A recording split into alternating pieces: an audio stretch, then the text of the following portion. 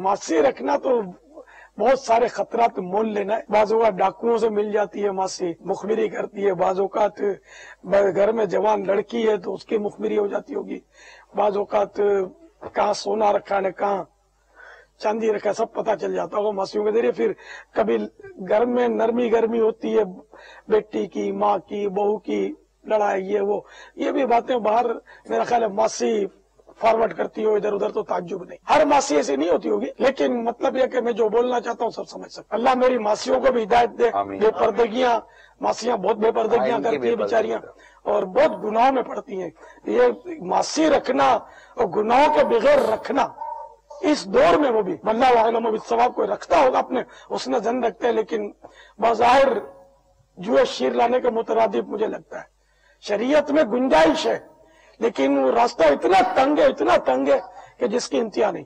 पर्दे के बारे में सवाल जवाब पढ़ लें तो आप समझ जाएंगे कि मासी रखना किस तरह रखना चाहिए। मासियों को चाहिए कि वो अगर गुर्बत है तो कोई बात नहीं, तो कस्बे हलाल का घर में जरिया कर लें, हुनर कर लें, कुछ घरेलू कोई सा काम काज कर लें। हमने भी अपने घर में, हमारी माँ ने और बहनों ने काम किए घर में। शुरू से यतीम ही है मेरी तो 1.5-2 साल की उम्र से गुर्बत ही गुर्बत देखी है, तो सब हम काम करते थे। मासी बनने का तसव्वुर तो नहीं था हमारे यहाँ। मैं खुद इस बात को जाती तौर पर पसंद करता हूँ और तमन्ना है कि एक काश के हमारे घर इन तमाम चीजों से निकल जाएं, क्योंकि बच्चियां जिन घरों में होती है ना, उनकी आदत नहीं पड़ती काम करने की। वो मासियों पर डिपेंड करती है, माँ मासी पर डिपेंड करती है, बच्चियां काम नहीं करती। जिनको शादी के बाद ससुराल में जाकर, अब इनको ससुराल में जरूरत है वही मिले जो मासियों वाला हो। अब जब ससुराल में जाती है शादी के बाद, तो वो सास बोलती है काम कर, तो उसको काम करने की आदत थोड़ी थी, उठने की आदत थोड़ी थी। कपड़े मासी धोती थी, बर्तन मासी बांधती थी, पोंछे और झाड़ू सारे मासी लगा लेती थी। बाद में बेटी जब ससुराल जाती है ना, तो उस वक्त ये मासी कल्चर बेटी को बहुत चुभता होगा, और ये हम समझते नहीं है। यानी इसको, ये वो देसी बात है या वो मतलब बुनियादी बात है जो बापा फरमा रहे हैं। ये मेरे सामने जो है ना, पर्दे के बारे में सवाल जवाब नामी किताब है, ये मौजूद है। इसमें से मैं चंद मदनी फूल बयान कर देता हूँ, इसको देख लीजिए। इसके मुताबिक तमाम मसाइल का हल आपको मिल जाएगा।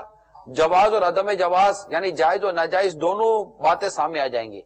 ये सवाल लिखा गया, क्या औरत मुलाजमत कर सकती है? जवाब, ये 5 शर्तों के साथ इजाजत है। और ये जो मासियां हैं ये भी गौर से सुन लें, जो रखने वाले ये भी गौर से सुन लें। वो 5 शर्तें ये हैं: कपड़े बारीक ना हो, जिनसे सर के बाल या कलाई वगैरह सितर का कोई हिस्सा चमके। नंबर 2, कपड़े तंग और चुस्त ना हो, जो बदन की जो या वो जिस्मानी खदोखाल होता है वो जाहिर करें। बालों या गले या पेट या कलाई या पिंडली का कोई हिस्सा जाहिर ना होता हो। कभी ना महरम के साथ खफीफ यानी मामूली सी देर के लिए भी तन्हाई ना होती हो।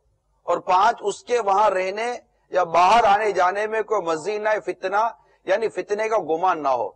ये 5 शर्तें अगर जमा हैं तो हरज नहीं, और इनमें से एक भी कम है तो मुलाजमत वगैरह हराम। बापा फरमाते जहालत और बेबाकी का दौर है, इन 5 शर्तों पर अमल फी जमाना मुश्किल तरीन है। आज के दफातर वगैरह में मर्द और औरत माअज़ल्लाह अज़्ज़ व जल इकट्ठे काम करते हैं, और यूं इन दोनों के लिए बेपर्दगी, बेतकल्लुफी और बदनिगाही से बचना करीब ब नामुमकिन है। लिहाजा औरत को चाहिए कि घर और दफ्तर वगैरह में नौकरी के बजाय कोई घरेलू कस्ब इख्तियार करे। सल्लू अला हबीब सल्लल्लाहु तआला अला मुहम्मद। मुझे अपनी और सारी दुनिया के लोगों की इस्लाह की कोशिश करनी है इंशाअल्लाह अज़्ज़ा वजल।